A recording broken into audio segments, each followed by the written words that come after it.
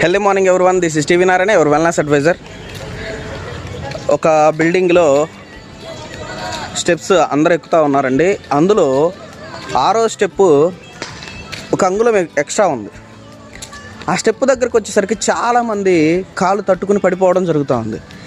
ఎందుకు అంటే మనం ఏ మెట్టును కూడా కొలిచి ఎక్కం, కానీ మన బాడీ బ్రెయిన్ మనం ఇంతకు ముందు ఏదైతే మెట్టు ఎక్కామో దాన్ని బేస్ చేసుకుని ఒక ప్యాటర్న్ బిల్డ్ చేసుకుని ఆటో పైలట్ మోడ్లో ఆటోమేటిక్గా హైట్కి తగినట్టుగా కాలు పెడుతూ వెళ్తూ ఉంటాం.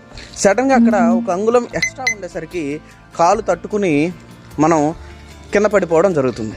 అలాగే లైఫ్లో కూడా మన జీవితం ఎప్పుడూ కూడా సాఫీగా ఒకేలా జరగదు.